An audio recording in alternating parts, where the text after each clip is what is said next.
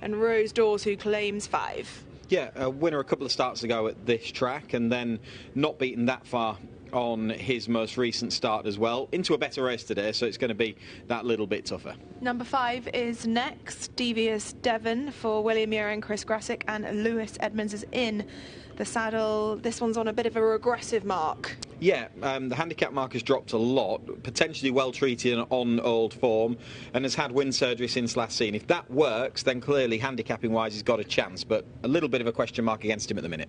Number 7 is next. That's Macaron for Ivan Furtado and Joey Haynes, back on his last winning mark this evening. Yeah, and a switch in headgear with the visor going on for the first time. Reasonable enough run when finishing 5th last time out. Just ahead of him that day was Initial Blue, who ran so well in our previous race. Number 10 comes next, Sandition for Charlie Johnston and Callum Shepherd, and he's been plenty busy this year. Yeah, a winner here back in February. Few starts since, hasn't quite managed to match that form, but effective at the course and distance, and the yard are going well. Number 2 is next, King David for Gay Calloway and Marco Gianni, who's just got the leg up, and he's proving a little tricky to win with. Yeah, he went close here a couple of starts ago, back in February. A couple of outings since, hasn't quite managed to match that form. When he did run really well, it was behind the aforementioned Sanditon. The mare, Bint Havana Gold, comes next for Richard Hughes and Donna Murphy, who claims 7.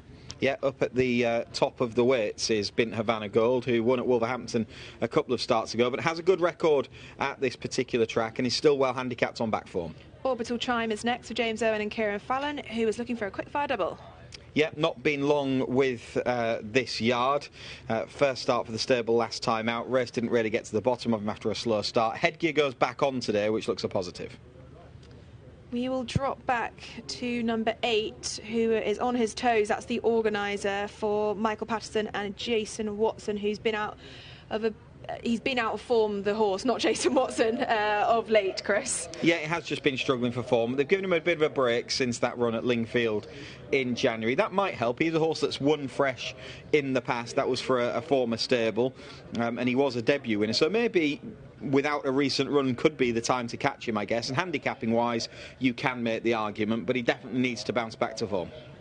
Well, that's a look at a lot of them. I think we have just missed a couple, but we'll take a look at them down to post. But it is Coraggio who heads the market for a penultimate race here at Chelmsford.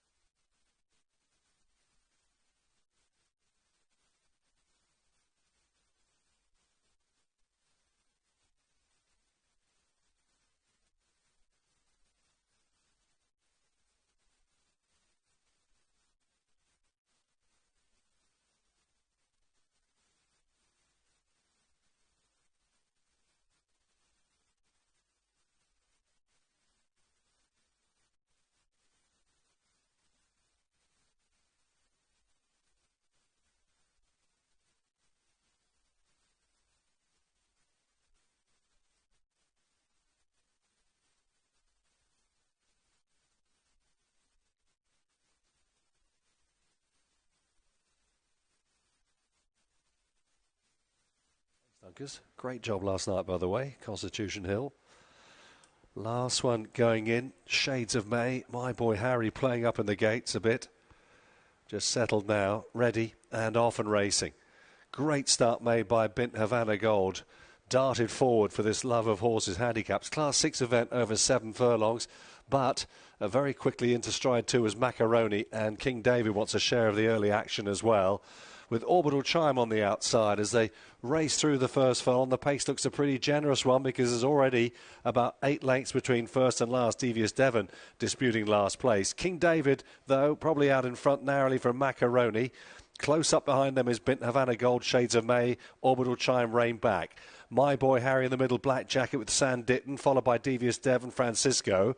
Then at the rear, Coraggio, the favourite, racing alongside the organiser. Coraggio, the grey and the pale blue jacket, as the runners move down the side of the course now. They're inside the final 2.5 furlongs, with King David making the running under Marco Gianni at a good old tempo. Leads by 2 lengths. In second, Macaroni driven. Shades of May. Bint Havana Gold in the pink jacket is next. Followed then on the inside by the running on My Boy Harry. Looking for Coraggio's. Now being switched. The pale blue jacket. Not a lot of room for him though, but he's trying to squeeze through. Meanwhile, King David up front here with Shades of May, who's powering home under Rose Doors. Coraggio's getting going late. Shades of May in front though as they come to the shadows of the post. Shades of May is going to get there from Coraggio, who might have been a touch unlucky. Ran on well. Tight for third, King David and Francisco. That one goes to the judge. Tight finish to our penultimate race here at Chelmsford. I think it's Shades of May, but Coraggio ran on extremely strongly in the closing stages, and Tyler Hurd's really pushed his mount forward. And I'm not sure if he's kind of lost his irons there, Chris. Don't know if his saddle slipped forward, maybe. I'm not sure. But no, it was Shades of May who managed to get her head in front, and she's done it nicely, dropping down in trip, Chris, from 1 mile to 7 furlongs, and she's been in good form of late. We'll take it from the top, and it was Bint Havana Gold who was fairly keen for Donna Murphy, and it was in the end Macaron who went forward, and Kieran Fallon had a bit of a tricky time, tried to get in, but was lit up by Bint Havana Gold being fairly keen. Exactly, it was clearly Kieran's plan aboard his mount to get across, but then Bint Havana Gold was quite keen in keeping him out, and he ended up having to take back and sit in. King David has gone forward. Macaron ends up sitting a fairly passive second on the inside. You can just see that the winner has got a nice little spot in behind them and got into a nice rhythm, really. Settled well enough, very much in his rider's hands, but he's got into a nice enough tempo. The eventual second is right out the back of the field at this point. He's sitting last alongside the organiser, and he really does charge home, but he doesn't have to make his move until he gets into the straight. Clearly, Tyler Hurd wasn't wanting to rush him up round the outside. He kind of waits to make his challenge here and pull him out once he straightens up. He did just have to wait a touch for his run at this point, but he didn't really matter.